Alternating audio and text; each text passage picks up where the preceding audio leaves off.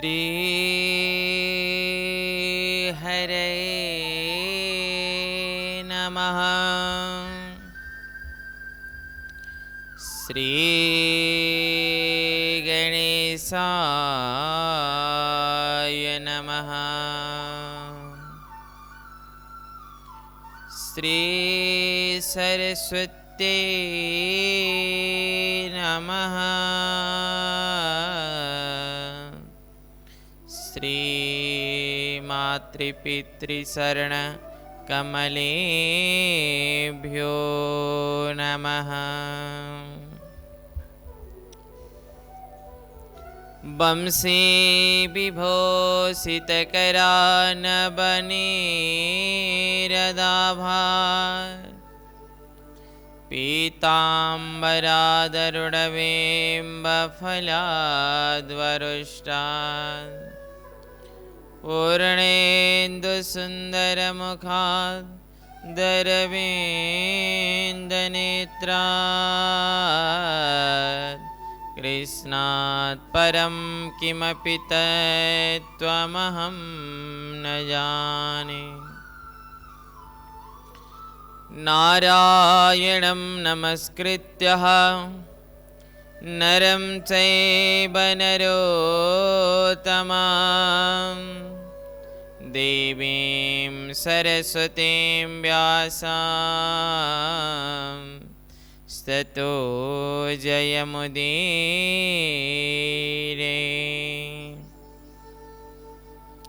गुरुर्ब्रह्मा गुरुर्विष्णु गुरुर्देव महेश्वरा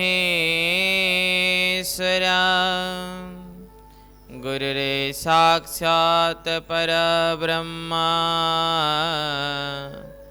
तस्मै श्री गुरवे नमः। तमादिदेवं पुरुषावतारं स्तमालिवर्णं स्वहितावतारम् अशेष संसार समुद्रसेतुं नमा पठेत विष्णुपुराणं नमामि। शान्ताकारं भुजगशयनं पद्मनाभं सुरेशं विश्वाधारं गगनसदृशं मेघवर्णं सुमाङ्गं लक्ष्मीकान्तं कमलनयनं योगवृद्ध्यानगम्यं वन्दे विष्णुं भवभयहरं सर्वलोकैकनाथम्।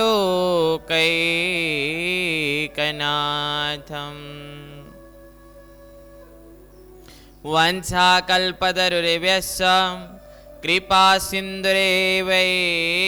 च पतितानं पावनेभ्यो वैष्णवेभ्यो नमो नमः। बोलिए आनंद कंद भगवान को, श्यावर रामचंद्र भगवान को, राधा सर्वेश्वर भगवान को, निम्बार्क भगवान को। जय जय श्री राधे, जय जय श्री राधे, जय जय श्री राधे। परात्परे जगता भार हरता करता भरता भगवान श्री नारायण को अनंत आशीर्वसन। उन्हीं भगवान को असीम अनुकंपा द्वारा आयोजित चतुर्मासा कार्यक्रम को माध्यम बाट हामीहरू विष्णु पुराण कथालाई श्रवण गरिरहेका छौं। सर्वप्रथम त भगवान श्री नारायण राष्ट्रदेव पशुपतिनाथ भगवान मुक्तिनाथ भगवान बांके बिहारी लाल वंशीधारी भगवान श्री कृष्णचंद्र परमात्मा पाथिवारा माता कुष्मांडा भगवती माता भुटन देवी माता वनदेवी माता समस्त देवी देवता को चरणारविंदमा सद्गुरुदेव को चरणारविंदमा कोटि कोटि प्रणाम धन्यवाद। र हामीहरूलाई हेरेर बसिरहनु हुने श्री राधे फेसबुक पेजको माध्यमबाट, श्री राधे टिभी युट्युब च्यानलको माध्यमबाट हामीहरूलाई हेरेर बसिरहनु हुने तमाम श्रद्धालु भक्तजनहरूमा जय श्रीमन्नारायण, जय राधे, जय श्री कृष्ण। समादरणीय श्रद्धालु भक्तजन, हामीहरू पुनश्च विष्णु पुराणको कथा प्रसङ्गलाई श्रवण गर्नका निमित्त समुपस्थित भइसकेका छौँ। मकवानपुर जिल्लामा पहिलो पटक आयोजना भएको यो अष्टादश पुराणे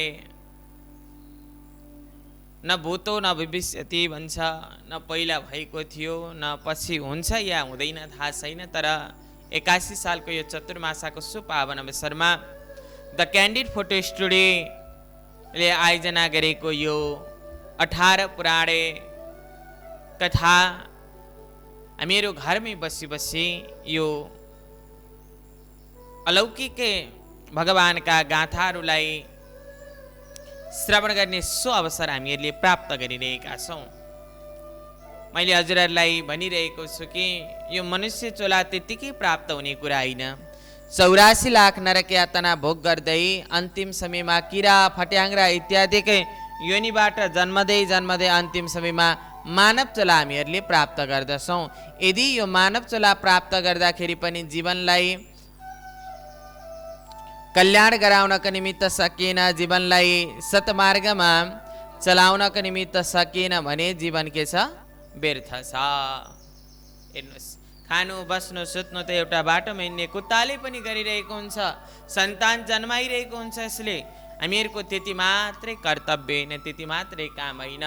धन सम्पत्ति मात्रै आर्जिनु कमाउनु, धन सम्पत्ति मात्रै थुपारेर राख्नु हामीहरूको त्यो कर्तव्य हो त होइन, त्यति मात्रै होइन। भगवानको उपासना, भगवानको चिन्तन, भगवानको आराधना गर्नु र जीवन के हो, जीवनको वास्तविकतालाई बुझ्नु नै हामीहरूको सर्वोपरि धर्म मानिएको छ। कामना रहित भएर भगवानको चिन्तन गर्नुपर्छ, उपासना गर्नको निमित्त पर्दछ। भगवानले सबै कुरा हामीहरूलाई प्रदान गर्नुभएको छ। समादरणीय श्रद्धालु भक्तजन, भगवानले नदिनु भएको कुरा केही पनि छैन, तैपनि हामीहरू असन्तुष्टि अवस्थारूपमा प्राप्त गरिरहेका छौँ, असन्तुष्टमा हामी लागिरहेका छौँ। यो पनि भएन, त्यो पनि भएन भन्छौँ। हजुरलाई त्यति नै प्राप्त हुनको निमित्त, त्यति नै प्राप्ति नै लेखिएको छ भने त्यति नै प्राप्ति हुने हो। हामीहरूले चाहेर मात्रै धेरै धन सम्पत्ति, धेरै सुखशैल प्राप्त गर्नको निमित्त सक्दैन। हेर्नुहोस्, एक धनवान व्यक्तिलाई गएर सोध्नुहोस् के तिमी खुसी छौ भन्दा उसले के भन्छ? सुखी छु भनेर भन्दैन। किनकि धन भएर पनि त्यो धनवान व्यक्ति दुखी छ।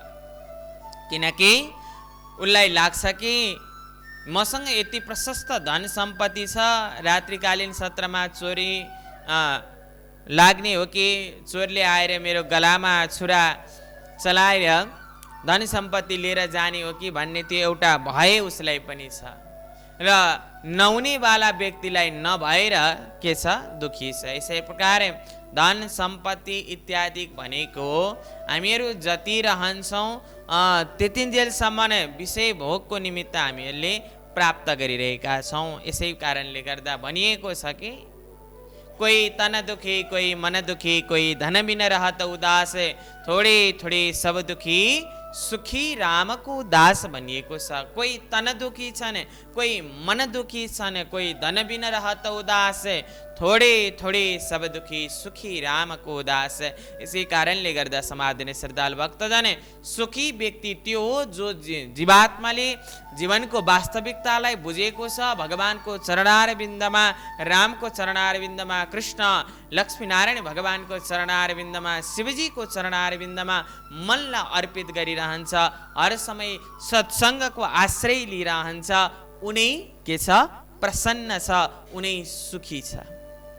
यसै प्रकार हामीहरू विष्णु पुराणको कथालाई श्रवण गरिरहेका छौँ। तमाम श्रद्धालु भक्तजनहरूले यो चतुर्मासाको सुपावन अवसरलाई स्मरण गर्दै हजुरहरूले देश विदेशमा रहेर यो कार्यक्रमको आनन्द लिइरहनु भएको छ। सम्पूर्ण श्रद्धालु भक्तजनहरूलाई मैले अनुरोध पनि गरेँ, हजुरहरू यो कार्यक्रममा जोडिन चाहनुहुन्छ भने स्क्रिनमा देखाइएको नम्बरमा हजुरहरूले सम्पर्क गर्नका निमित्त सक्नुहुनेछ र हामीहरूको श्री राधे फेसबुक पेजलाई पनि हजुरहरूले लाइक पनि गर्नुहोला। श्री राधे टिभी लाई पनि हजुरहरूले सब्सक्राइब गर्नुहोला। जनमानसमा हामीहरूले एउटा अहिलेको अवस्थामा जुनै धर्ममाथि भएको अनेक प्रकारका कुठाराघातहरू छन्, त्यसलाई मेटाउनका निमित्त अहिलेका जेनेरेसनहरूलाई चाहिँ धर्म के हो भन्ने विषयमा विशेषतः जानकारी दिलाउनका निमित्त the candid photo studio Shrimad Bhagavat परोपकार सेवा कुञ्ज संस्थाद्वारा हेटौँडा अजरामर रोडबाट हामीहरू यो कार्यक्रमलाई प्रत्यक्ष प्रसारण गरिरहेका छौँ र हजुरहरूले धेरै गुरुदेवहरूको मुखारबिन्दबाट प्रवचनात्मकै पुराणहरूको कथा श्रवण गरिरहनु भएको छ, आनन्द लिइरहनु भएको छ र म हजुरहरूलाई आज र भोलि 2 दिनसम्म अब विष्णु पुराणका कथालाई स्मरण गराउनेछु। तत्पश्चात पुनः फेरि अर्को गुरुले आएर हजुरहरूलाई अर्को पुराण श्रवण गराउनुहुनेछ। हामीहरूको उद्देश्य भनेकै समाजलाई परिवर्तन र साथसाथै हामीमा हिन्दू सनातन धर्ममा लागेका हामीहरू धर्मावलम्बीहरूलाई एक सूत्रमा बाँध्ने एउटा लक्ष्यको साथमा यो कार्यक्रम हामीहरूले गरिरहेका छौँ र हाम्रो समाजमा यस्तो छ कि एउटाले सत्कर्म गरे, एउटाले राम्रो गर्यो भने कुरा काट्ने चलन छ होइन। यसले त यस्तो गर्यो, कमाउनको लागि गर्यो, यस्तो गर्यो भन्छौँ हामीहरू त्यो उद्देश्यको साथमा होइन। समाधान श्रद्धालु भक्तजन एउटा निश्चय कामना निश्चय भावद्वारा हामीहरूले त समाजमा केही परिवर्तन र साथसाथै 18 पुराणको चाहिँ सबै भक्तजनहरूले केही मार्गज्ञान उपदेश प्राप्त गर्नुहोस् भनेर हामीहरूले यो कार्यक्रमको सञ्चालन गरिरहेका छौँ र आज यो कार्यक्रम विष्णु पुराणको आज हामीहरू चतुर्थ दिवसको यो पावन सत्रमा समुपस्थित भइसकेका छौँ। यसैले आत्मतत्व माध्यमबाट भगवत तत्त्वलाई प्राप्त गर्नका निमित्त आत्मचिन्तनै भगवानको चिन्तनेको माध्यमबाट भगवत तत्त्वलाई प्राप्त गर्नका निमित्त सकिन्छ। समाधानी श्रद्धालु भक्तजन यसै प्रकार भनिएको छ कि सच्चा ज्ञानी त्यो व्यक्ति हो जो व्यक्तिले हर समय भगवानको उपासना र साथसाथै विद्वानजनहरूको चाहिँ उस मार्गलाई अपनाइरहेको छ, विद्वानजनहरूले भनेका वचनहरूलाई शिरोधार्य गरेको छ। सच्चा ज्ञानी त्यो व्यक्ति हो। धर्म भनेको परापूर्व कालदेखि चलिआएको रीतिरिवाज र हाम्रो संस्कार पद्धतिलाई धारण गर्नु नै के हो? धर्म हो। यसै प्रकार बताइएको छ प्रतिकूल परिस्थितिमा पनि जो धर्मको मार्गबाट विचलित हुँदैन समाधानी श्रद्धालु भक्तजन त्यसैलाई सच्चा विद्वान भनिन्छ होइन। अनि जो आफ्नो योग्यतालाई राम्ररी जान्दछ र तदनुसार कल्याणकारी काम गर्दछ, दुःख सहन सक्ने शक्ति हुन्छ, प्रतिकूल परिस्थितिमा पनि धर्मको मार्गबाट चाहिँ विचलित हुँदैन, त्यसैलाई नि के भनिएको छ? सच्चा ज्ञानी भनिएको छ। हेर्नुहोस्, धर्मबाट विचलित नहुनेवाला। आत्मज्ञानम समारब्धम तितिक्षा धर्मनित्यदा यमर्थानापकर्षन्ते सबै पण्डित उच्यते भन्छ। यो नै के हो? सच्चा ज्ञानी हो भनेर बताइएको छ। र भगवान पनि भन्नुहुन्छ अहिले जति पनि धर्महरू इत्यादिकै समाजमा देखिएका छन् नि यो पछि आएका धर्महरू हुन्। जस्तै उदाहरणको निमित्त 2 जना दाजुभाइ हुनुहुन्छ, दाजुले भनेको भाइले नमान्ने, भाइले भनेको दाजुले नमान्ने। अब के हुन्छ? त्यहाँ फाटो आउँछ। यसै प्रकार हिन्दू सनातनी धर्मले भनेको कुरालाई नलिकन बाह्य धर्महरूको अनुकरण दोस्रो त्यो भाइले गर्यो अनि दाजुले परापूर्व कालदेखि चलिआएको धर्मलाई अँगाल्नुभयो। दाजु भन्नुहुन्छ कि बाबु यो धर्म अँगाल्नुपर्छ।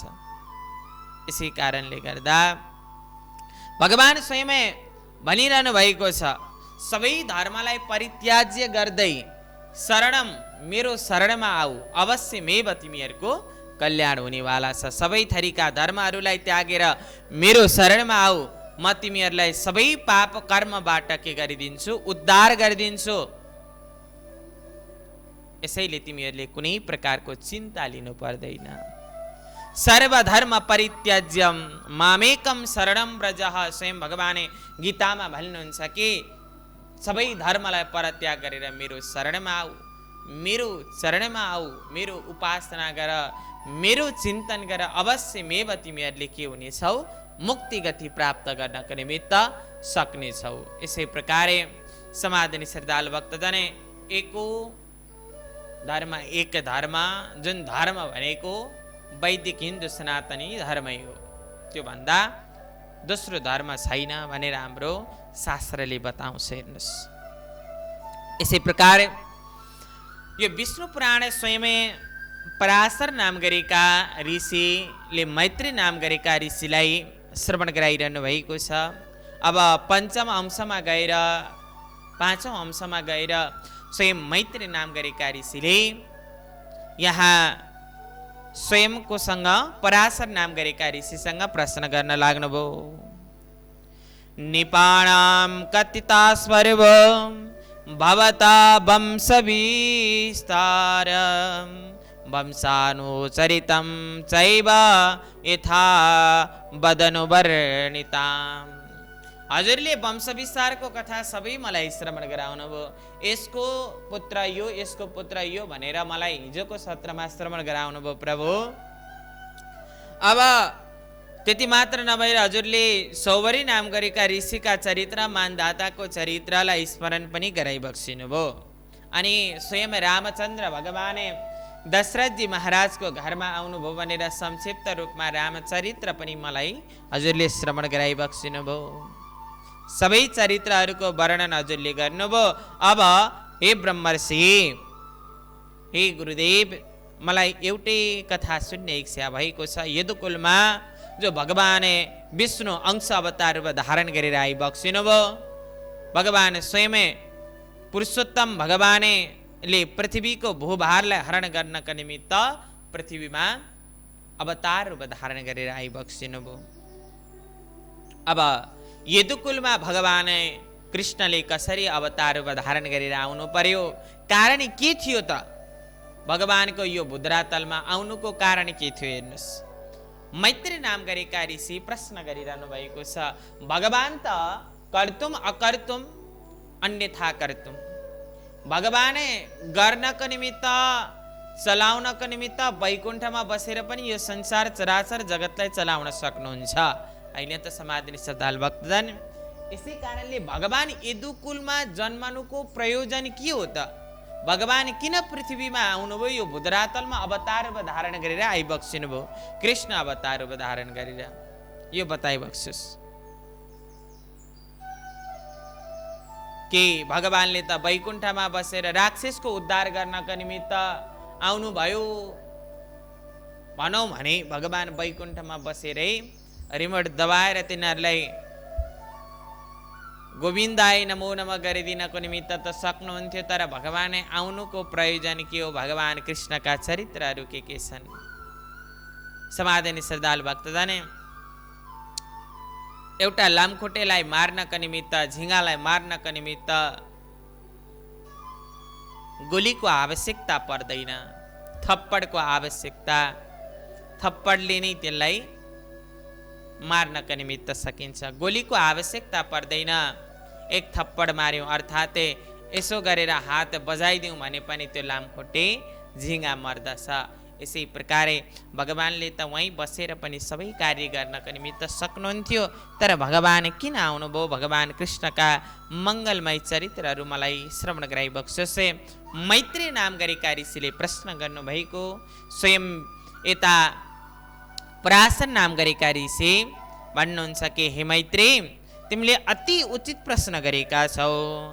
विष्णोरं सं समं भूति सरितं जगतो हितम्। भगवान परम मंगलदायिनी परमात्मा परमेश्वर विष्णु भगवानले अंश अवतार रूपे लिएर यो बुधरातलमा आउनुभयो। भगवान आउनुको प्रयोजनको विषयमा म तिमीलाई बताउनेछु। अब भगवान किन आउनुभयो, कसरी आउनुभयो, यो सबै कुरा म तिमीलाई बताउनेछु। जब पृथ्वीमा अत्याचार दुराचारहरू बढ्न लागे, समाधान श्रद्धालु भक्तजने साधु सन्त महात्माहरूमाथि कुठाराघात हुन लागे, धर्म नष्ट हुनको निमित्त लाग्यो। गौमातामाथि हेर्नुहोस्, 6वटा रत्न बताइएको छ कि धर्मको मूल्य 6वटा रत्नहरू छन्। हजुरहरूलाई थाहा छ कि छैन? धर्मको 6वटा यी वस्तुहरूमा अर्थात् यो कुराहरूमा जो व्यक्तिले अत्याचार गर्दछ, दुराचार गर्दछ भने भगवानको आगमन हुन्छ। यो भगवानकै स्वरूप हो। विप्रागावस्स वेदस्स तप सत्यादमं समं श्रद्धा दया तितिक्षा च कृतवत्सम हरेस्तनु भनिएको छ। भगवानको यो अंश हो। यो देवी देवताहरूको स्वरूप मानिएको छ। धर्मको स्वरूप पनि यही हो। हेर्नुहोस्, सबैभन्दा धर्मको स्वरूप के? विप्र, गाव, ब्राह्मण, गाई, हैन, वेद, तपस्या, सत्यता अनि दम सम अनि श्रद्धा दया तितिक्षा अनि हरेस्तनु भन्छ। यो हरि भगवानकै स्वरूप हो। जो व्यक्तिले यी वस्तुहरू माथि कुठाराघात गर्दछ, अत्याचार गर्दछ, तब भगवानको के हुन्छ? आगमन हुन्छ यो बुधरातलमा। के त्यति मात्रै होइन, जब धर्ममाथि कुठाराघात हुन्छ तब भगवानले अवतार रूप धारण गरेर आउनुहुन्छ। यदा यदा हि धर्मस्य ग्लानिरे भवति भारत भनिएको छ। जब जब धर्ममाथि कुठाराघात हुन्छ तब भगवान विष्णुले अनेक अवतार रूप धारण गरी आइबक्सिनुहुन्छ। मैत्री नाम गरेका ऋषिलाई विद्युत यता स्वयं पराशर नाम गरेका ऋषि भन्नका निमित्त लाग्नुभयो। जब यस पृथ्वीमा अत्याचार बढ्न लाग्यो, गौमाता यता स्वयं पृथ्वी माता गौ स्वरूप धारण गरेर स्वयं क्षीर सागरमा शयन गरी बक्सिनु भएको नरनारायण भगवानको सामिप्यमा भन्दा पनि पहिला ब्रह्माजीको शरणमा जानका निमित्त लाग्नुभयो। ब्रह्माजीको शरणमा जानुभयो। स्वयं यहाँ पराशर ऋषि भन्नुहुन्छ कि त्यति मात्रै होइन, यता स्वयं मथुरामा उग्रसेन महाराज अति धर्मात्मा हुनुहुन्थ्यो। उग्रसेन महाराज, उनका पुत्रको नाम थियो कंस। कंसको अर्थ अत्याचार, दुराचार, नराम्रो कर्ममा मात्रै लागिरहने। जब भगवान विष्णुले कालनेमी नाम गरेको एउटा राक्षसको वध गरी बक्सिनु भयो। अनि पछि गएर त्यही कालनेमी नै उग्रसेन महाराजको पुत्र बनेर आए भनेर यहाँ बताइएको छ। कालनेमी नाम गरेको उसै राक्षस नै पछि उग्रसेन महाराजको को बनेर आए? पुत्र बनेर आए। विष्णु भगवानलाई मार्नको निमित्त भनेर आयो महाराज। अति अत्याचारी दुराचारी भाव भएको थियो। दिन प्रतिदिन व्यतीत भइ गयो। यता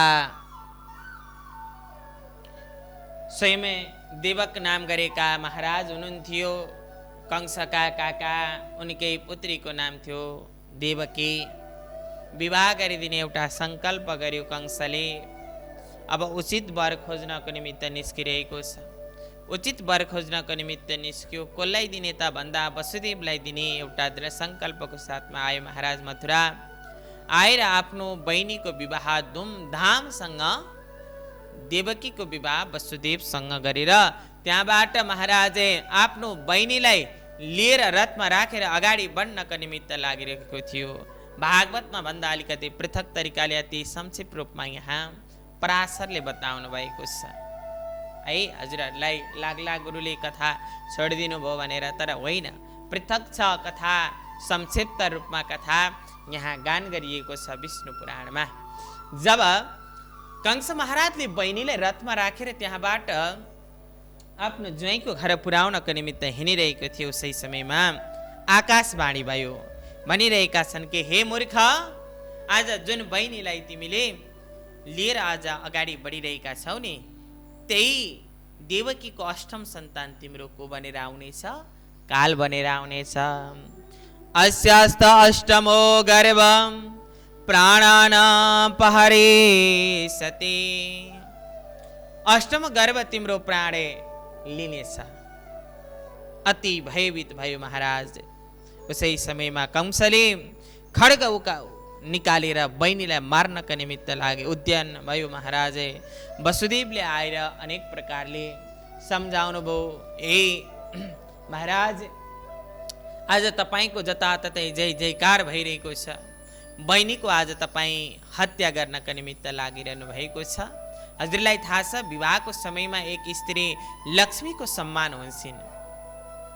मनमा नै लागिरहेको छ वसुदेवलाई भविष्यको गर्तमा रहेर स्वयं कंस महाराजले बहिनीलाई वध गर्नका निमित्त लागिरहेको छ। अहिलेको धर्म सङ्कटलाई छुटकारा दिलाउनको निमित्त त केही न केही त गर्नु पर्यो नि। उसै समयमा मनमा नै सोचे कि अब केही न केही त प्रतिज्ञा गर्नु पर्यो। महाराज, यदि तपाईँलाई डर त्रास छ भने म वसुदेव प्रतिज्ञा गर्नको निमित्त चाहन्छु कि तपाईँको बहिनीको गर्भबाट जति पनि बालकहरूको जन्म हुन्छ नि, ती सबै बालक ल्याएर तपाईँलाई प्रदान गरिदिनेछु। तपाईँलाई प्रदान गरिदिनेछु। उसै समयमा कंसले वसुदेव र देवकीलाई हातकडी लगाएर महाराज जेलखानामा लगेर हालिदियो। समय व्यतीत भइगयो। यता सुमेरु पर्वतमा देवी देवता गइरहेका छन्। ब्रह्माजी विराजमान भएर बस्नु भएको छ। कंसको अत्याचार बढ्नको निमित्त लागिरहेको छ। स्वयं पृथ्वी माताले सुमेरु पर्वतमा गएर स्वयं कारुण्य स्वरूप प्राप्त गरेका ब्रह्माजीलाई प्रणाम गर्दै समस्त गणहरूले र पृथ्वी माताले ब्रह्माजीलाई प्रार्थना गर्दै आज भन्नका निमित्त लागिरहेकी छिन्। हे प्रभु, हे परमात्मा परमेश्वर, हे ब्रह्माजी, हजुरको शरणमा आएका छौँ। हामीहरू माथि आज पृथ्वीमा म माथि दुराचार भइरहेको छ, अत्याचार भइरहेको छ। अब केही न केही त गर्नु पर्यो। उसै समयमा ब्रह्माजीले मनमा नै सोच्नुभयो कि यो अवस्थामा त नारायणकै शरणमा लिएर जानु पर्यो। सबै देवदेवताहरूलाई साथमा लिएर त्यहाँबाट ब्रह्माजी अगाडि बढी बक्सिनु भयो। अनि भूदेवी अर्थात् पृथ्वी माता भगवानको स्तुति गरिरहेकी छिन् कि प्रभु, हजुरले प्रलयकालीन समयमा यो सारा जगतलाई आफ्नो उदरमा धारण गरेर राख्नेवाला हुनुहुन्छ। त्यति मात्र नभएर हजुरले सारा जगतमा जन्मेका प्राणीहरूको रक्षक हुनुहुन्छ। तपाईँ परमात्मा हुनुहुन्छ। प्रभु, कहिले तपाईँ स्वयं वामन बनेर आउनुहुन्छ, कहिले नृसिंह बनेर आउनुहुन्छ। जब धर्ममाथि, तपाईँको भक्तमाथि अनेक प्रकारका अनैतिक कर्महरू हुन्छन्, तब भगवान हजुरले अनेक रूप धारण गरेर आउनुहुन्छ।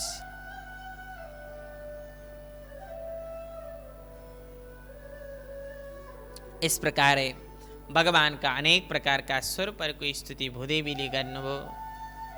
भगवानलाई लाग्यो कि आज भूदेवी अति दुखित भइरहेकी छिन्। आश्वासन दिलाउनको निमित्त लाग्नुभयो भगवानले। ब्रह्माजीको हृदयमा महाराज आज केही बाणी आज भगवानले प्रदान गर्नुभयो। ब्रह्माजीलाई भन्नुहुन्छ कि ब्रह्माजी, अब भूदेवीलाई चिन्ता गर्नु पर्दैन भनिदिनुहोस्।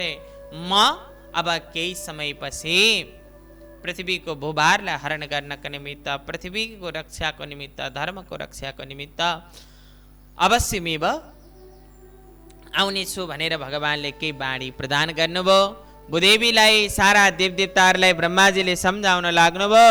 हे देवदेवताहरू, भगवानको आदेश भयो कि अब भगवानै पृथ्वीमा आउँदै हुनुहुन्छ। देवकीको अष्टम सन्तान बनेर भगवानको आगमन हुँदैछ। त्यसैले सबैजनाले भगवानको उपासना गर, आराधना गर। यस प्रकार ब्रह्माजीले सारा देवदेवताहरूलाई वृत्तान्तपूर्वक सबै कुरा बताउनुभयो र साथसाथै त्यति मात्र नभएर भगवान परमात्मा परमेश्वर श्री नारायणले धर्मको स्थापना गर्दै पृथ्वीमा अवतार धारण गर्ने एउटा दृढ सङ्कल्पको साथमा आज भगवानै बुद्रातलमा आउनको निमित्त लागिरहनु भएको छ। समय व्यतीत भइगयो महाराज। यता देवकीको घरबाट जन्मेका प्रत्येक बालकहरूलाई लगेर कंस महाराजको सानिध्यमा वसुदेव महाराजले प्रदान गर्नुभयो। कंसले प्रत्येक बालकहरूलाई, देवकीको घरबाट जन्मेका 6वटा बालकहरूलाई के गरिदिनु भयो? वध गरिदिए कंसले। 7औं गर्भमा स्वयं शेष अवतार भगवान बलरामजी महाराजको आगमन भयो। भगवान स्वयं योग मायालाई बोलाएर भन्नुहुन्छ कि योग माया, अब तिम्रो पृथ्वीमा काम छ। अब तिमीले के गर्नु पर्यो? म देवकीको 8औं सन्तान बनेर आउनेछु, पुत्र बनेर आउनेछु। तिमी गोकुलमा नन्द बाबाको पत्नी यशोदाको घरबाट पुत्री रूप धारण गरेर आउनु। अनि त्यो मात्रै होइन, 7औं गर्भ यता स्वयं वसुदेव पत्नी देवकीको गर्भमा 7औं गर्भ स्वयं शेष भगवान मेरा दाजु जानु भएको छ। अब हजुरले के गर्नु पर्यो भन्नु होला भन्दा, हजुरले अब देवकीको 7औं गर्भलाई आकर्षण गरेर त्यहाँबाट रोहिणीको गर्भमा लगेर स्थापित गरिदिनु पर्यो। अनि तपाईँ यशोदाको गर्भबाट जन्मनु, म देवकीको पुत्र 8औं पुत्र भएर आउनेछु। अनि 7औं गर्भ नष्ट भएको भन्ने भान हुन्छ। कंसलाई सारा कुराको वृत्तान्त बताउनु भयो। अन्तिम समयमा भन्नुहुन्छ कि देवी, तिमी जब आउँछौ पृथ्वीमा आइसकेपछि तिमीलाई अनेक प्रकारको कंस तिमीलाई साधारण बालिका सम्झेर मार्नको निमित्त अगाडि बढ्नेछ। त्यही बेलामा तिमीले के गर्नु? चतुर्भुजी रूप धारण गरेर देखाइदिनु। अनेक स्वरूपमा तिमीले के गर्नु? दर्शन गराइदिनु। अनि त्यति मात्र नभएर तिमीलाई अनेक प्रकारका नामहरूबाट तिमीलाई लोकमा पुज्नेछन्। त्यो त्वामायर्ति दुर्गेति वेद गर्भाम्बिकेति च भद्रेति भद्रकालीति क्षेमदा भाग्यदेति च। भद्रकाली भन्ने छन्, अम्बिका भन्ने छन्, दुर्गा भन्ने छन्। अनेक प्रकारका नामहरूले तिमीलाई पुकार गर्नेछन्। जो व्यक्तिले बिहान सत्रमा उठेर तिम्रो नामको उच्चारण गर्दछ नि, त्यस्ता व्यक्तिहरूले अनन्त आशीर्वचन मबाट पनि प्राप्त गर्नेछन्, तिमीबाट पनि अनन्त आशीर्वचन प्राप्त गर्नको निमित्त सक्नेछन्। कालान्तर समय व्यतीत भइगयो महाराज। स्वयं योगमाया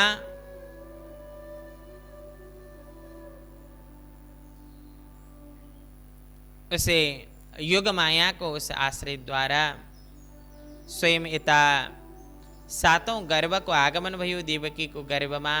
योगमायाले रोहिणीको गर्भमा लगेर स्थापित गरिदिनु भयो।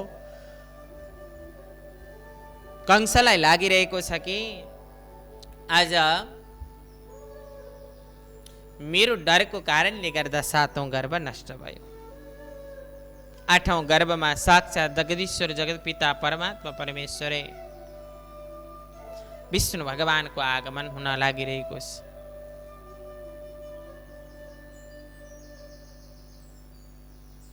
उसै समयमा गर्भमा स्वयं भगवान श्री नारायणले धर्मको रक्षाको निमित्त भनेर आज कृष्ण अवतार धारण गरेर आउन लाग्नु भएको छ।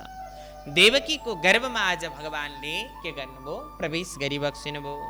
सारा देवदेवताहरूले आएर महाराज उसे कंस महाराजको उसे भवनमा आएर गर्भवत स्तुति गर्नको निमित्त लागे। फल गर्भा त्वमे वेज्याम वन्य गर्भा तथारणे अदिति देव गर्भत्वाम दैत्य गर्भास्तथादिति।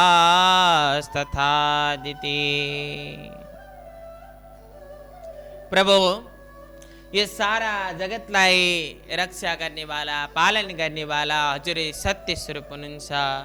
शुभारम्भमा पनि सत्य, मध्यमा पनि सत्य, अन्त्यमा पनि सत्य स्वरूप परमात्मा तपाईँ हुनुहुन्छ। जगतेलाई धारण गर्ने वाला हुनुहुन्छ। वेद गर्भवाणी सम्मान हुनुहुन्छ तपाईँ। अनि पृथ्वीको सृजन गर्ने वाला यज्ञको स्वरूप पनि तपाईँ हुनुहुन्छ। हजुरले यज्ञको अग्निमय सम्मान हुनुहुन्छ। देवदेवताहरूमा पनि सर्वश्रेष्ठ तपाईँ हुनुहुन्छ। आज धर्मको रक्षाको निमित्त तपाईँको आगमन भएको छ भनेर सारा उसै देवगणहरूले भगवानको गर्भवती स्तुति गरे। अन्तिम समयमा देवकीको पनि स्तुति गरेर त्यहाँबाट देवदेवताहरू अगाडि बढे। माता हजुर चिन्ता गर्नु पर्दैन, भोजपति कंसलाई वध गर्नका निमित्त स्वयं भगवान नारायण तपाईँको पुत्र बनेर आएका छन्। अति प्रसन्न मुद्रामा बस्नुभयो। समय व्यतीत हुँदै गयो। भगवाने स्वयं कृष्ण अवतार धारण गरेर आउनको निमित्त लागिरहनु भएको छ। यता समय व्यतीत हुँदै गयो। भाद्रपद मास उसे भदौ महिनाको आगमन भयो। साधनीको सम्मान महाराज स्वरूप छ। अनेक प्रकारका पुष्पहरू फुलिरहेका छन् भगवानको स्वागतको निमित्त। भाद्र महिना अष्टमी तिथि, रोहिणी नक्षत्र, हर्षण योग, भवकर्ण बुधबारे अष्टमी को दिन रात्रिकालीने 12 बजे भगवान श्री कृष्णचन्द्र परमात्मा परमेश्वरले देवकी र वसुदेवको सानिध्यमा शङ्ख चक्र गदा पद्म धारण गरेका यस्ता भगवान स्वयं नरनारायण भगवानको के भयो त्यहाँ आगमन भयो। उसै समयमा वसुदेव र देवकीले महाराज हात जोडेर भगवानको दिव्य स्तुति गर्नको निमित्त लागे। जातोऽसि देवदेवेशां शङ्खचक्रगदाधरं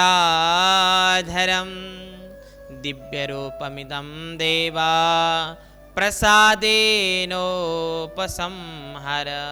भगवान हामीहरूलाई त लागेको थियो सानो स्वरूपमा आउनुहुन्छ होला भनेर, तर तपाईँ कस्तो स्वरूपमा आउनुहुन्छ? शङ्ख चक्र गदा पद्म धारण गरेर आइबक्सिनु भएको छ। दिव्य रूपको उपसंहार, उसै अनेक प्रकारका नराम्रा कर्महरूको उपसंहारको निमित्त हजुर शङ्ख चक्र गदा पद्मलाई धारण गरेर आइबक्सिनु भएको छ। मेरो घरमा तपाईँको आगमन भयो। यसैले प्रभु मेरा सबै पुत्रहरूलाई, मेरो समयलाई आज कंसले सर्वनाश गरिदिएका छन्। अब हामीहरूमाथि कृपा गरिबक्सोस् भनेर देवकी महारानीले पनि भगवानको दिव्य स्तुति गर्न लाग्नुभयो। प्रभु अनन्त स्वरूप हुनुहुन्छ तपाईँ, अखिल ब्रह्म उसै विश्वरूप स्वरूप हुनुहुन्छ तपाईँ।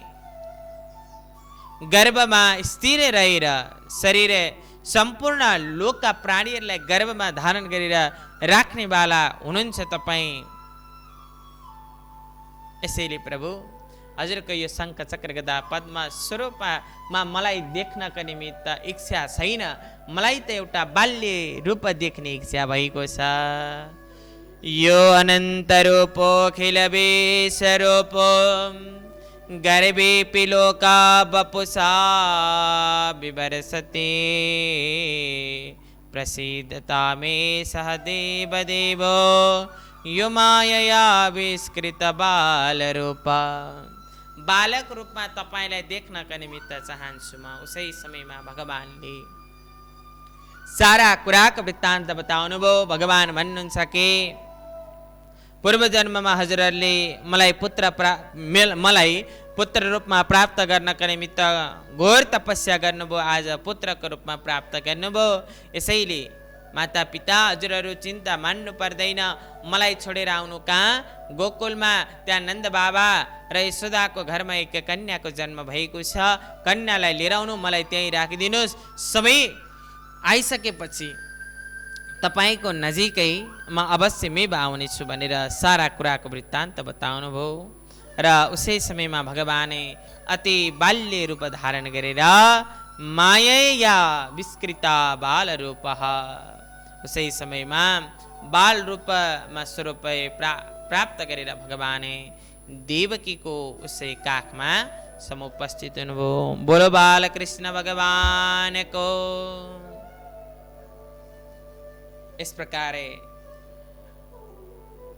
टोकरीमा राखेर वसुदेव महाराज गोकुल जान लाग्नु भएको थियो। योग मायाको प्रभावद्वारा सबैजना आज योग निन्द्रामा परिरहेका।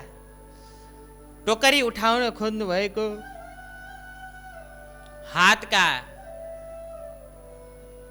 हत्कडियाहरू खुली बाहिर निस्किन लाग्नुभयो। जेले खुल्यो।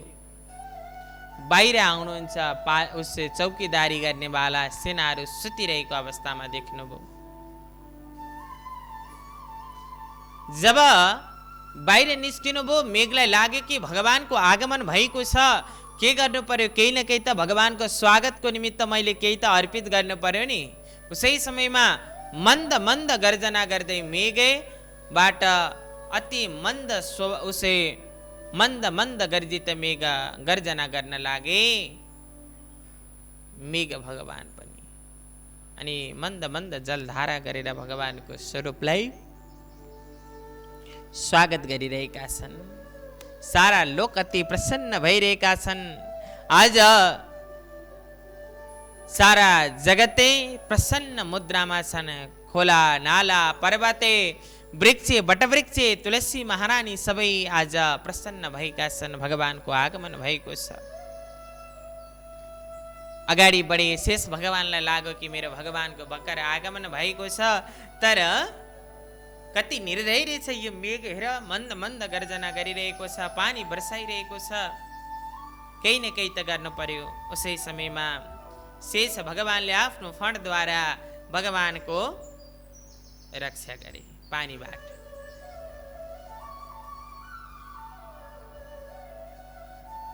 त्यहाँबाट भगवानलाई लिएर वसुदेव महाराज गोकुल जान लाग्नुभयो। यमुना तरेर जानुपर्ने समाधानी श्रद्धालु भक्तजन यमुना महारानीलाई लाग्यो कि आज जगदीश्वर जगतपिता परमात्माको आगमन भएको छ। केही न केही त गर्नु पर्यो। भगवानको चरणको स्पर्श त गर्नु पर्यो। यमुनामा जब प्रवेश गर्नु भएको थियो, उसै समयमा यमुना महारानी बढ्दै बढ्दै आउनुभयो। घाँटीसम्म आइपुग्नुभयो वसुदेव महाराजको। भगवानलाई लाग्यो कि आज पिताजीलाई डुबाइरहेकी छिन् यमुनाले, केही न केही त गर्नु पर्यो। भगवानले टोकरीबाट आफ्नो चरणलाई निकालेर जब यमुनामा स्पर्श गरिदिनु भएको थियो, यमुना महारानी वसुदेव महाराजको उसै गोडामा उसै पैतालामा गएर के भए नि विलिन भइन्। त्यहाँबाट अगाडि बढ्नुभयो। योगमायाको प्रभावद्वारा यता गोकुलमा पनि सबैजना सुतिरहेका थिए, योग निन्द्रामा परिरहेका थिए। यशोदा महारानीको सानिध्यमा एक पुत्रीलाई देख्नुभयो। पुत्रीलाई उठाउनुभयो, टोकरीमा राख्नुभयो। आफ्नो पुत्रलाई छोडेर त्यहाँबाट अगाडि बढ्नुभयो। यमुना हृदय पार गरेर जब यता कंसको कारागारमा प्रवेश गर्नु भएको थियो, भोलिपल्ट बिहान भयो महाराज, बालिकाको रोदनेको आवाज आयो। सारा चौकीदारहरू उठे। दौडिँदै महाराजको शरणमा गएर भन्न लागे, महाराज तपाईँको कालको आगमन भएको छ। सबैजना दौडिँदै गए। कंस महाराज जानुभयो। बालिका उसै बालकको ठाउँमा आज एउटा बालिकालाई देखेर साधारण बालिका सम्झेर कंसले चरणमा समातेर घुमाइरहेको थियो। उसै समयमा हातबाट फुस्केर आकाश मार्गमा गइने भन्न लागेन, हे भोजपति कंस, आज मलाई के मार्छस्? तँलाई मार्नेवाला त कतै जन्म लिइसक्यो। उसै समयमा समय व्यतीत भइगयो। महाराज यता शङ्ख चक्र गदा उसै अनेक प्रकारका खड्गहरू धारण गरेकी भगवती दुर्गाको दर्शन कंस महाराजले गर्यो। र अन्तिम समयमा भनिरहेको छ, देवी कहाँ जन्मियो, समय आएपछि अवश्य मेवा आउनेछन्। त्यहाँबाट अन्तर्ध्यान हुनुभयो। हिमालय पर्वतमा गएर आज भगवती जगजननी माता रहनको निमित्त लाग्नुभयो। यता भोलिपल्ट महाराज नन्द बाबालाई थाहा भयो कि मेरो घरमा पुत्रको आगमन भएको छ। अति प्रसन्न मुद्रामा महाराज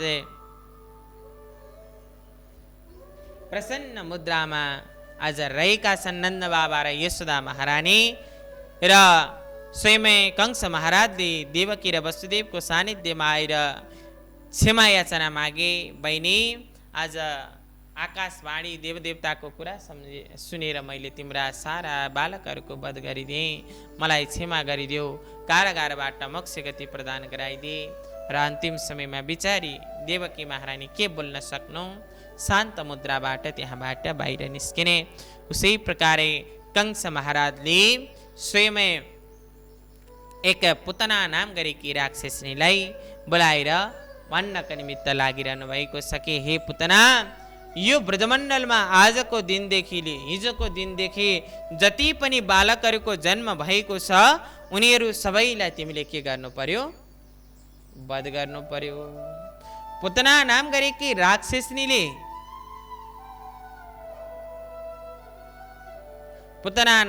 राक्षसनीले अति सुन्दर रूप धारण गरेर त्यहाँबाट अगाडि बढ्नको निमित्त लागेने। यता नन्द बाबा र यशोदा महारानी पुत्र प्राप्तिको उत्सव मनाइरहेका छन्। उत्सव मनाउने क्रममा स्मरण भयो कि कंस महाराजलाई वार्षिक कर प्रदान गर्नको निमित्त जान पर्ने। मथुरा गए नन्द बाबा गोकुल रक्षाको निमित्त ब्रजवासीहरूलाई भनेर, गोकुलवासीलाई भनेर यता पुतना नाम गरेकी राक्षसनी पनि अति सुन्दर रूप धारण गरेर आज कता बढिरहेकी छिन्? स्वयं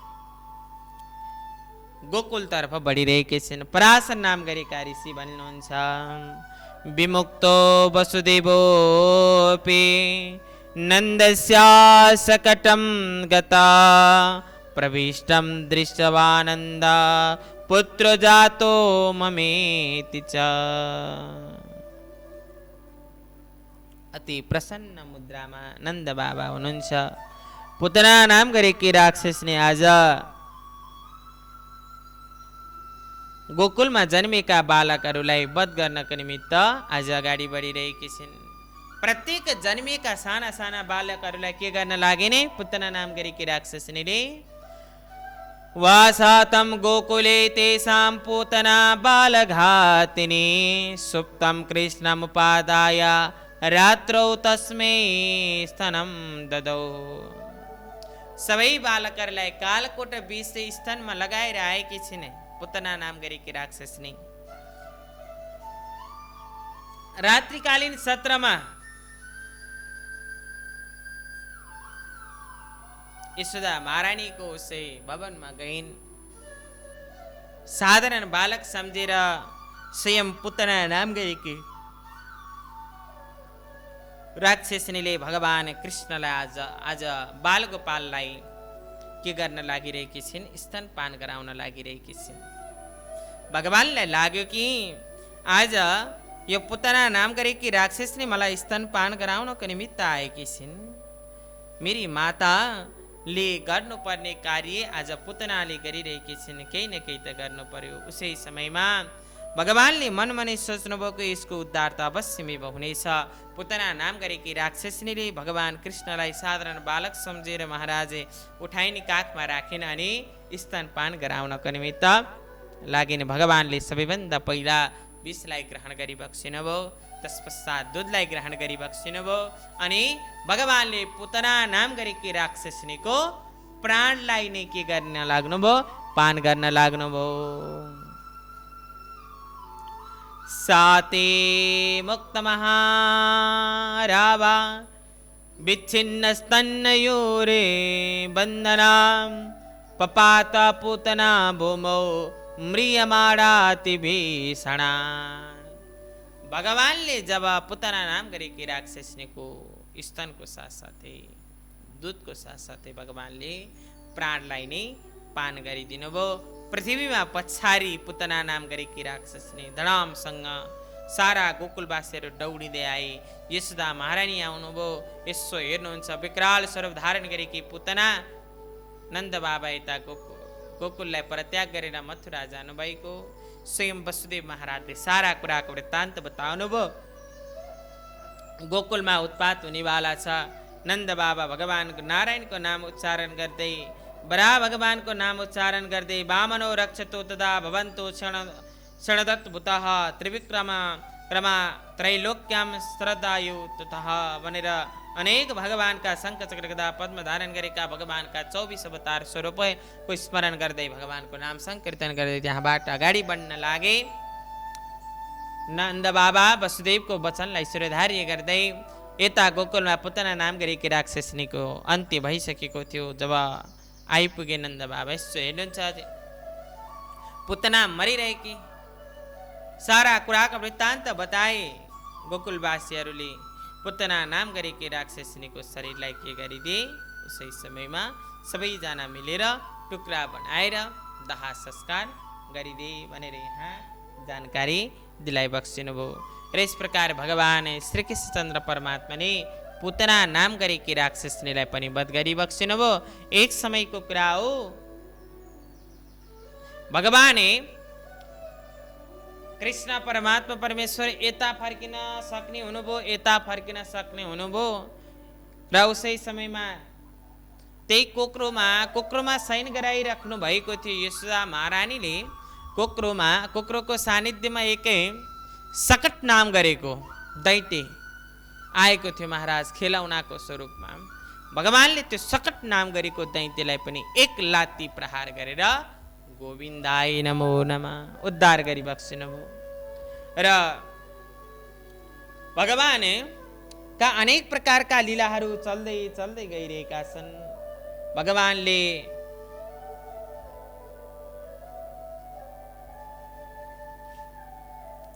भगवानले ब्रजमण्डलमा अनेक प्रकारका लीलाहरू गरिरहनु भएको छ।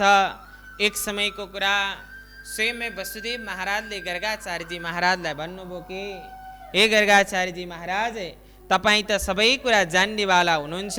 अब एउटा काम हजुरले गर्नु पर्यो। मेरा 2 पुत्रहरू छन् कहाँ? गोकुलमा नन्द बाबाको घरमा। उनीहरूको नामाकरण संस्कार गरेर आउनु पर्यो प्रभु। गर्गाचार्यजी महाराज भगवानको नामाकरण संस्कार गर्नका निमित्त गोकुल प्रवेश गर्नुभयो। गौशालामा राखेर महाराज 2 बालकको नामाकरण संस्कार गरिदिनु भयो। यहाँ भन्नुहुन्छ, ज्येष्ठं च राममित्याह कृष्णं चैव तथा वरं गर्भोमती मतां श्रेष्ठो नाम कुर्वं महामते। 2 बालकको नामाकरण संस्कार गरिदिनु भयो गर्गाचार्यजी महाराजले। ज्येष्ठ पुत्रको नाम राखिदिनु भयो के बलराम, कृष्णको नाम राखिदिनु भयो के स्वयं कान्छो पुत्रको नाम कृष्ण राखिदिनु भयो गर्गाचार्यजी महाराजले। अनि यशोदा महारानी भन्नुहुन्छ कि यो कृष्णको नाम के, कृष्णको अर्थ चाहिँ के हुन्छ? कृष्ण मात्रै हो कि? गर्गाचार्यजी महाराज भन्नुहुन्छ कि मातेश्वरी यशोदा, तिम्रा पुत्रको नाम त एक मात्र होइन, अनेक हुनेछन्। विष्णु सहस्रनाम, गोपाल सहस्रनाम, कृष्ण भन्ने छन्, गोपाल भन्ने छन्, गोविन्द भन्ने छन्, अनेक नाम हुनेछन् यिनको। कृष्णको अर्थ के हुन्छ गुरुदेव बताउनुहोस्। मेरा पुत्र भविष्यमा गएर के बन्छन्, के गर्छन्? उसै समयमा स्वयं गर्गाचार्यजी महाराज भन्नुहुन्छ कि देवी, तिम्रो पुत्र पछि गएर के भन्छन् थाहा छ तिमीलाई? ब्रजे वसन्तं नवनीत चौरम गोपाङ्गनानां च दुकुलचौरम। अनेक जन्म जित पाप चौरम चौराड्यगण्यम पुरुषम नमामि। तिम्रा पुत्र मक्खन चोर्नेवाला हुनेछन्, सबैको मनलाई चोर्नेवाला हुनेछन् र सारा प्राणीहरूको पापलाई हरण गर्नेवाला हुनेछन्। यसैले हरि भनिएको, यसैले कृष्ण भनिएको। कृष्णको अर्थ कर्षयति कृष्ण भन्छ। सबै प्राणीहरूलाई आफूतिर आकर्षण गर्ने क्षमता भएको तत्त्व। क्षमता कसमा छ? भगवान कृष्णमा छ। नामाकरण संस्कार गरिदिनु भयो भगवान। अनेक प्रकारका लीलाहरू गर्नको निमित्त लाग्नुभयो। सारा गोपिनीहरूको घरभरमा गएर भगवान दही मक्खन इत्यादिके चोरी लीला इत्यादि कर्म गर्नको निमित्त लागिरहनु भएको छ। र यस प्रकारे भगवानका नाम उसै नामकरण संस्कार गरेका आचार्यजी महाराजले गरिदिनु भयो। समादरणीय श्रद्धालु भक्तजन, एक समयको कुरा, भगवाने गौचरण गर्दै गर्दै भगवाने यमुनाको हृदयमा पुग्नु भएछ। कालिया नागेको उसै दहमा पुग्नु भएछ। दाजु बिना, राम बिना, यता बलराम बिना आज कृष्ण कालियाको उसै कालिया नागको महाराजै उसै दह नजिकै पुग्नु भएछ।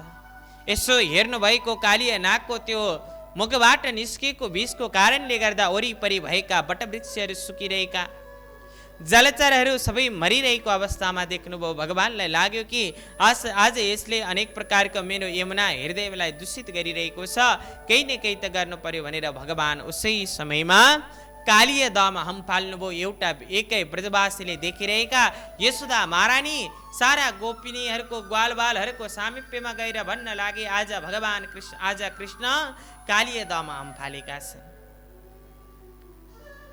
सबैजना आज पागल तरले दौडिन लागे। यता भगवाने कालिया दह भित्र प्रवेश गर्नुभयो। शयन गरिरहेको कालिया नाग उसै समयमा कालिया नागका पत्नीहरू यसो बाहिर यसो हेरेको त सुन्दर बालकलाई देखे, नजिकै आएर भन्न लागिरहेका छन्, बाबु तिमी यति सुन्दर छौ, तिमी आज यो कुण्डमा हम फालेका छौ, यो दहमा आएका छौ, थाहा छ तिमीलाई? यो दहमा आउने वाला व्यक्ति त कोही पनि फर्किने वाला छैनन्, यसै कारणले फर्केर जाऊ। हाम्रा स्वामी अहिले सुतिरहनु भएको छ। उसै समयमा यता भगवानले यसरी आवाज लगाउनु भयो। कालिया नागको निन्द्रा खुल्यो। भगवानलाई देख्ने बित्तिकै महाराजले झम्टेर फणद्वारा मार्नको निमित्त उद्यान भयो। महाराज भगवान त्यहाँबाट दौडिँदै कालिया नागको 108 फणमा महाराज गएर भगवान नृत्य गर्न लाग्नुभयो। सारा देवदेवता गणहरूले आकाश मार्गबाट हेरिरहेका छन्। कसैले मृदङ्ग ताल छोडिरहेका छन्, गन्धर्वहरूले गान गरिरहेका छन्। आज मेघ गडगडाउ गरिरहेको छ। ब्रजवासीहरू पागल तरले आज दौडिन लागिरहेका छन्। उसै समयमा यता कालिया नागको महाराज मुखबाट रक्त उसै रगतका खोलाहरू बग्न लागे। यता नागपत्नीले भगवानको नजिक आएर सबै नागपत्नीहरूले के गरिरहेका छन्? भगवानको सामिप्यमा आएर स्तुति गर्नको निमित्त लागे।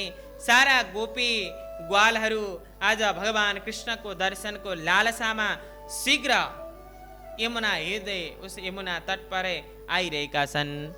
नन्द गोपास गोपास राम साबुत विक्रम त्वरितम यमुना जगमो कृष्ण दर्शन लालसा।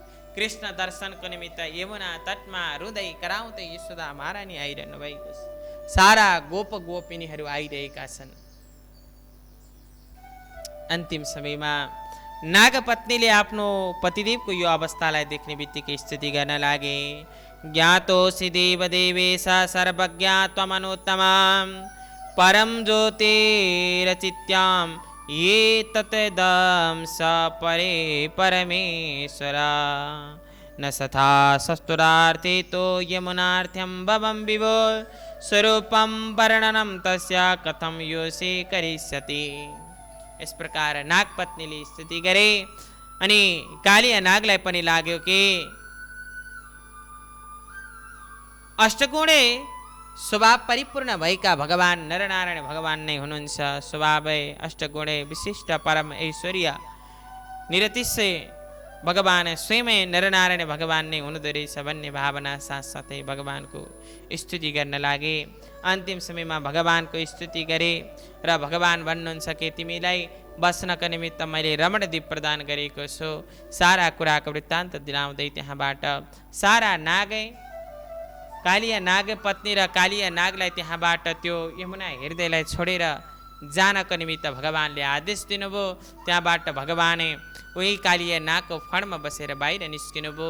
सबै गोपगोपालहरूले भगवानको आगमन देख्ने बित्तिकै ती प्रसन्न भए। यस प्रकार भगवानले कालियाको पनि उद्धार गरिबक्सिनुभयो। कालिया नागको पनि आज भगवानले कालिया नागमाथि भगवानले कृपा बर्साइबक्सिनु। एक दिनको कुरा, तालवनमा भगवान आज कृष्ण बलराम तालवनमा सारा ब्रजवासीहरूलाई लिएर गौचरणको निमित्त निस्किनु भएछ।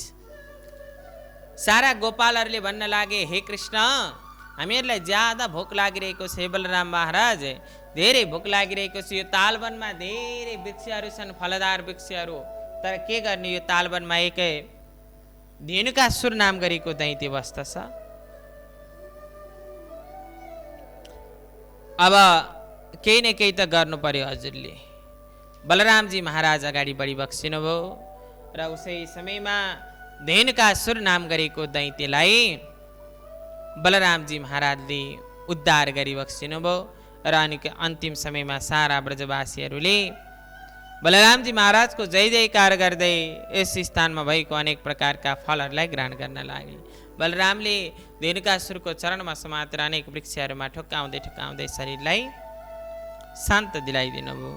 यस प्रकार भगवानका अनेक प्रकारका लीलाहरू चल्दै चल्दै आइरहेको छ।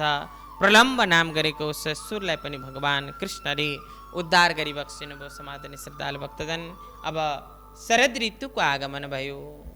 शरद ऋतुको आगमन भयो। भगवान आज अति सुन्दर मुद्रामा बस्नु भएको छ। उसै वर्षाकालको उसै समय भएको छ। पानी बर्सिरहेका छन्। भगवान स्वयं आज शरद ऋतुको उसै अवस्थामा भगवान यति सुन्दरताले परिपूर्ण भएको हुनुहुन्छ कि भगवानको सुन्दरतामा कुनै प्रकारको कमी छैन। समाधानी श्रद्धालु भक्तजन, हेर्नुहोस् त भगवान कस्तो हुनुहुन्छ, यति सुन्दर हुनुहुन्छ। सारा देवदेवताहरू पनि मोहित हुन्छन् भगवानको सुन्दरतालाई। भगवानको अधर ओठमा राखेर जुनै बम्सी बजाउनुहुन्छ नि, त्यो आवाजलाई सुनेर सारा गोप गोपिनीहरू देह भान भुलेर भगवानको सामिप्यमा आउनको निमित्त चाहन्छन्। भगवान यति सुन्दर हुनुहुन्छ, यति सुन्दर हुनुहुन्छ कि भगवान कस्तो हुनुहुन्छ। बरेहा पीडम नटवर बपुः कर्णयो कर्णिकारं बिभ्रतिवास कनक कपिशं वैजयन्तीं च मालां रन्दान वेणुरदरसुदया पूरयने गोपवृन्दै बृन्दारण्यं स्वपदा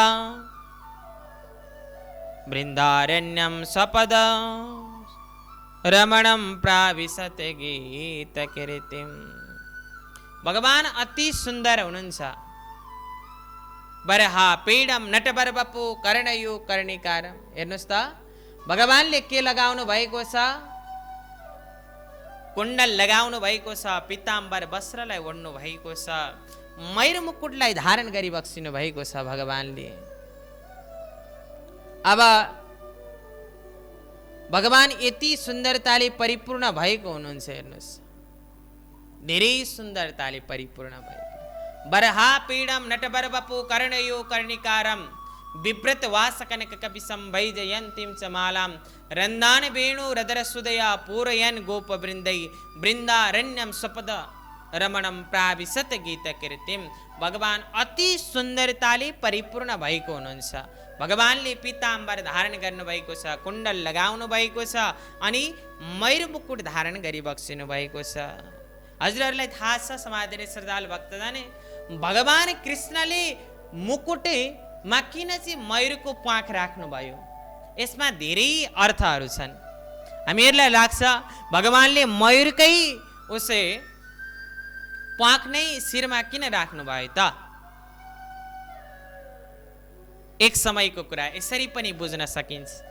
एक समयको कुरा, स्वयं भगवान कृष्ण राधालाई साथमा लिएर वैजयन्ती माला लगाएर एकपटक श्रीकृष्ण र राधा नाचिरहेको अवस्थामा स्वयं मयूर पनि आएर राधा र कृष्णको नृत्यमा सामेल भएर मयूर पनि नृत्य गर्दै थिए महाराज। उसै समयमा के भयो? मयूरको प्वाख झर्यो। भगवानले त्यसलाई टिपेर कहाँ लाउनु भयो? शिरमा लगाउनु भयो।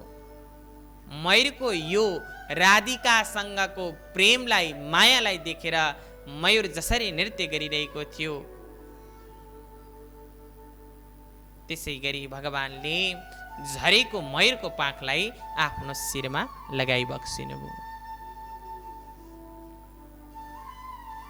र अर्का व्यक्तिले अर्को अर्थ लगाउनको निमित्त पनि सकिन्छ। भगवानले मयूर मुकुट आफ्नो शिरमा धारण गर्नुको कारण मयूरको पाखमा सबै रङहरू समावेश हुन्छन्। भगवान कृष्णको जीवन पनि कहिले उस्तै रहेन। हेर्नुहोस् है, उनको जीवनमा, भगवान कृष्णको जीवनमा कहिले दुःख पनि आयो र कहिले सुख पनि आयो। यसै कारणले भगवानले मयूरको पाखमा धेरै रङहरू हुन्छ। जीवनमा पनि सुख दुःख आइरहन्छ। यही कुरालाई स्मरण गर्दै भगवानले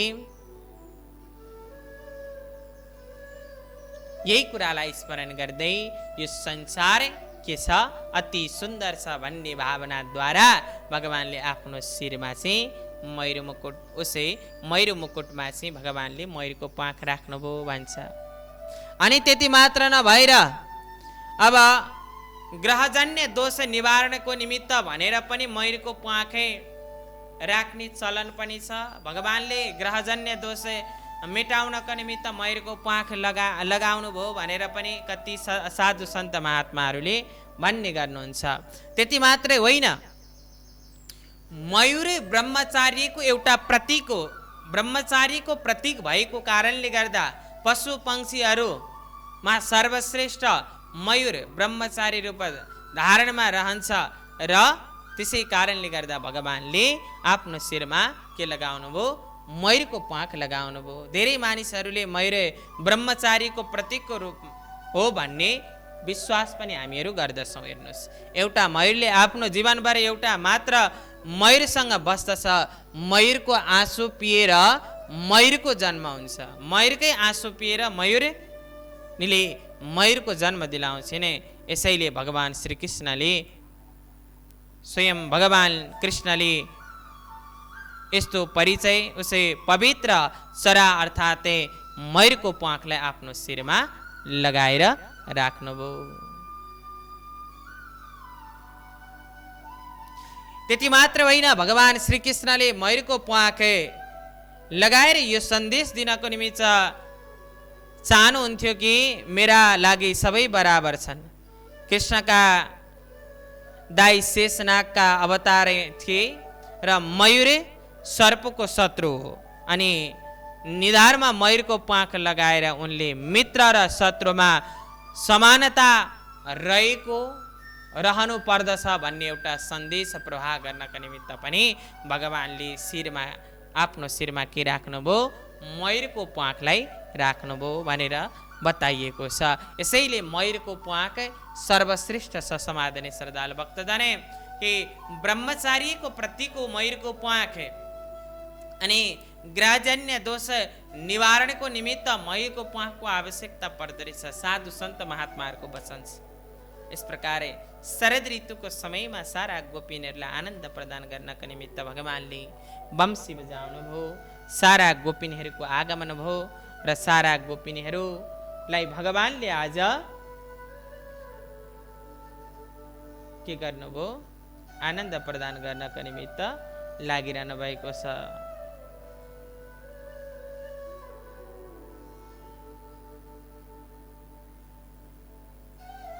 र त्यति मात्र नभएर उसे शरद ऋतु उसे बरसात ऋतुमा भगवानले यस प्रकारे अनेक प्रकारका वो स्वरूपको दर्शन दिलाउनु भयो, गोपिनीहरूलाई आनन्द दिलाउनु भयो। र त्यति मात्र नभएर इन्द्रको उसे अभिमानलाई चूर्ण गर्नको निमित्त सारा ब्रजवासीहरूले दीपावलीको समयमा के गर्नुहुन्थ्यो, दीपावलीको समयमा यता इन्द्र महाराजको पूजन गर्ने कृष्ण भगवानले भन्नुभयो कि हे बाबा नन्द बाबा, मैले ठुला ठुला साधु सन्त महात्माहरूको उसे वचनलाई शिरोधार्य गरेको छु। यसै कारणले गर्दा पिताजी हाम्रा प्रत्यक्ष देवता भनेको त स्वयमै गोवर्धनजी महाराज हुनुहुन्छ, ब्राह्मण देवता हुनुहुन्छ, गौ माता हुनुहुन्छ। यसै कारणले गर्दा मनुष्यले जस्तो कर्म गर्दछ त्यस्तै फल भोग्नु पर्दछ। इन्द्रको पूजा होइन, अब हामीहरूले कसको पूजन गर्नु पर्दछ, गोवर्धनजी महाराजको पूजन गर्नु पर्दछ। अन्तिम समयमा गोवर्धनजी महाराजको पूजन गर्ने एउटा दृढ सङ्कल्पको साथमा लाग्नुभयो भगवान। र यता दीपावलीको समयमा इन्द्रको पूजन गर्ने ब्रजवासीहरूले आज गोवर्धनजीको पूजन गरे। इन्द्रका गणहरूले आएर हेरे, इन्द्र महाराजको जय जयकार गर्ने कोही पनि रहन्छन्। ब्रजवासीले त सबै गोवर्धनको पूजन गरिरहेको अवस्थामा देख्नुभयो। गएर भन्नुभयो, इन्द्र महाराज कुपित भए, वर्षा गराई आकाश मार्गबाट मेघ गर्जिन लागे, सारा ब्रजवासीहरू रुन लागे, कराउन लागे। कृष्ण तिम्रै कारणले गर्दा आज इन्द्रको पूजा छोडेर गोवर्धनको पूजन गर्यौँ, रक्षा गर हामीहरूको। उसै समयमा भगवानले भन्नुभयो कि सबैले भगवानको चिन्तन गर। भगवानले 7 कोषको उसै गोवर्धनजी महाराजलाई कान्छी अमलाले 7 दिनसम्म धारण गरेर राख्नुभयो। मुसलधारे पानी वर्षाए इन्द्र महाराजले। अन्तिम समयमा भगवान 7 दिन पूर्ण भयो। जब पानी रोकियो, भगवान गिरिधर बनेर बस्नु भएको छ। गोवर्धनजी महाराजलाई बिस्तारै राखिदिनु भयो। सारा ब्रजवासीहरूलाई लाग्यो कि यति बलशाली यिनी त एक साधारण बालक होइन, साक्षात् नारायणको स्वरूप हुने भन्ने लाग्यो। सारा ब्रजवासीहरूले भगवान कृष्णलाई स्वयं कृष्णलाई भगवान सम्झेर स्तुति गर्न लागे, चिन्तन गर्न लागे। र यता इन्द्रलाई पनि आफ्नो अभिमान चूर्ण भयो, नष्ट भयो। उसै कोपलाई भगवान श्रीकृष्ण चन्द्र परमात्मा परमेश्वरको एकान्त पारेर आएर सारा कर्महरूको प्रशंसा गाउँदै इन्द्र महाराजले पनि भगवान कृष्णको स्तुति गरे। इन्द्रको पनि अभिमानलाई के गरिदिनु भयो, भगवानले चूर्ण नष्ट गरिदिनु भयो। भगवान द्वारा सारा गोपिनीहरूलाई आनन्द प्रदान गर्नका निमित्त भगवानले के गर्न लाग्नुभयो, रासलीला गर्न लाग्नुभयो। अब समाधिन श्रद्धालु भक्तजन, रास भनेको के हो भन्नु होला भन्दा जहाँ कामको आगमन हुँदैन, अर्थात् जहाँ कामको आगमन हुँदैन।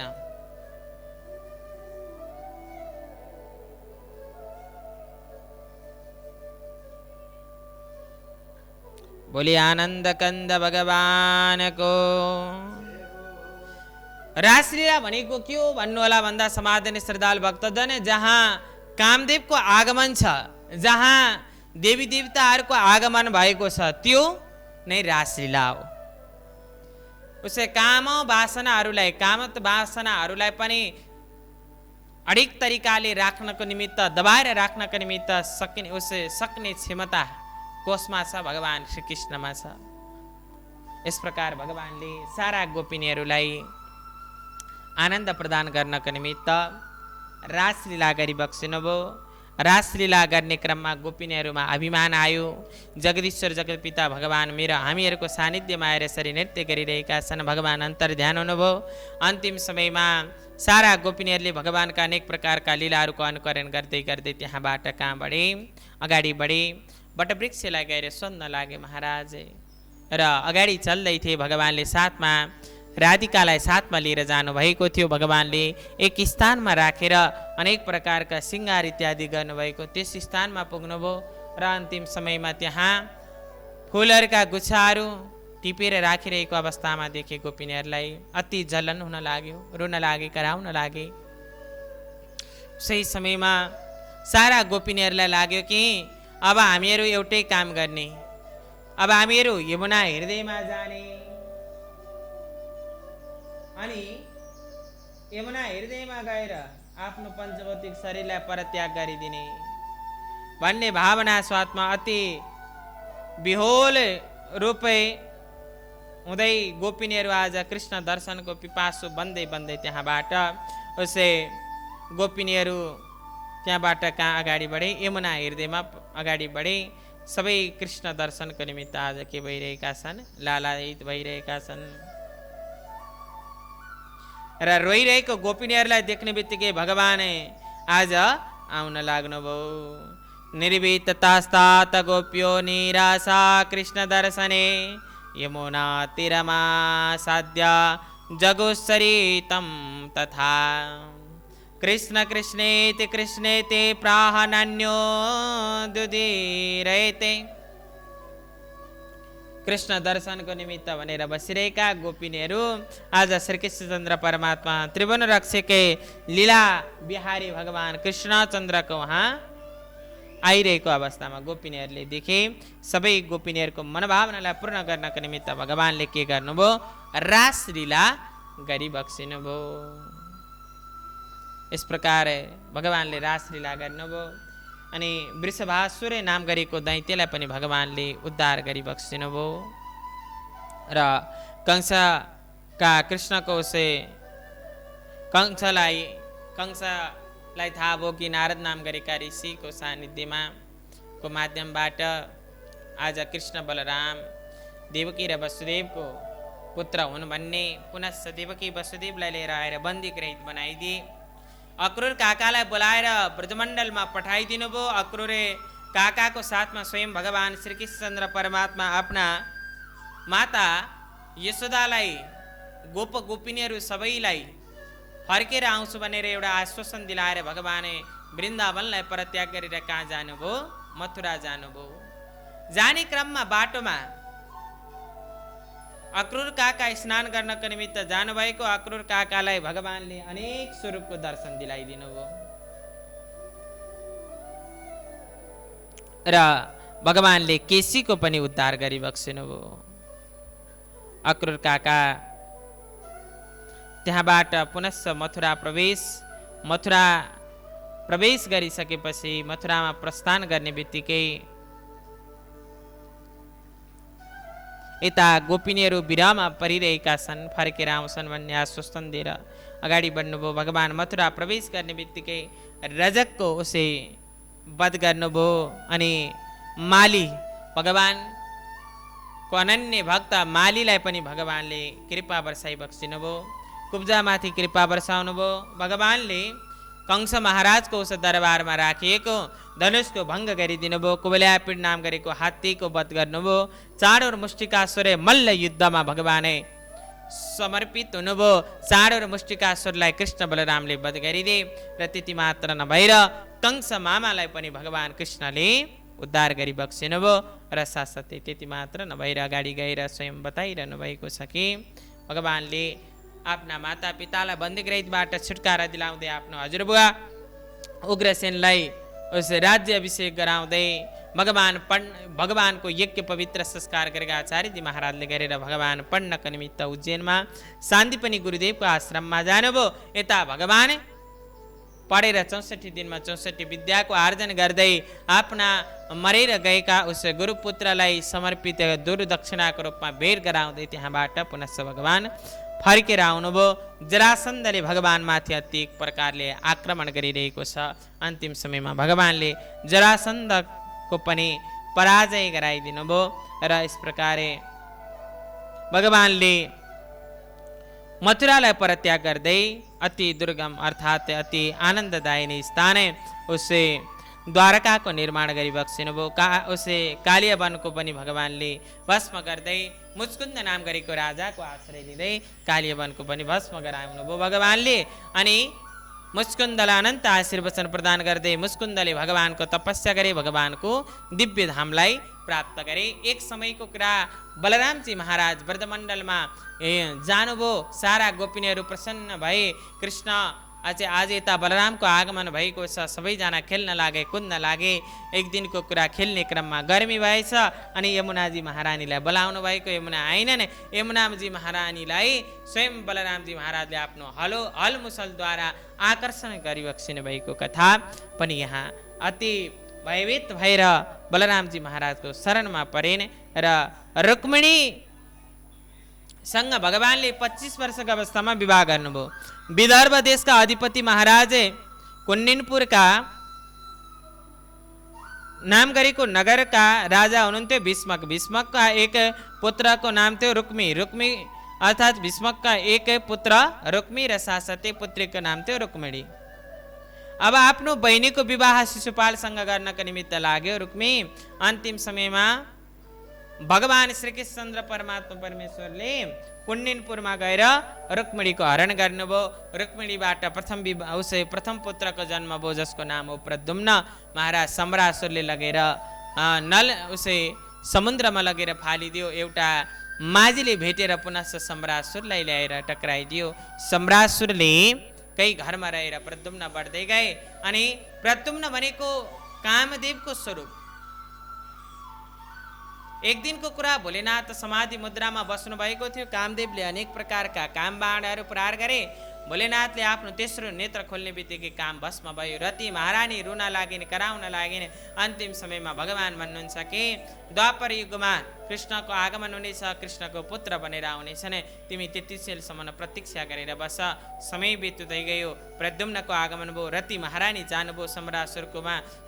पुत्र वात्सल्य भावद्वारा सेवा गरिदिनु भएको थियो। दिन प्रतिदिन एक दिनको कुरा, रति महारानीले सारा कुराको वृत्तान्त बताउँदै अन्तिममा स्वयं प्रद्युम्नले सम्रासुरको वध गरेर त्यहाँबाट फर्किनुभयो। अनि बलरामजी महाराजद्वारा रुक्मीको वध गरेको कथा प्रसङ्ग। नरकासुरमाथि भगवानले नरकासुरको उद्धार गरी बक्सिनु भएको। पारिजातको पनि हरणको कथा प्रसङ्गलाई यहाँ जोडिरहनु भएको छ। अनि उषा महारानीको चरित्र, भगवान श्रीकृष्ण परमात्मा परमेश्वरका 16,100 गोपिनीहरूसँग विवाह गएको कथा प्रसङ्गलाई पनि यहाँ जोडिरहनु भएको छ। र अनेक प्रकारका कथा प्रसङ्गलाई यहाँ पोण्डक नाम गरेका पोण्डक राजा र काशीराजलाई भगवान कृष्णले उद्धार गरी बक्सिनु भएको।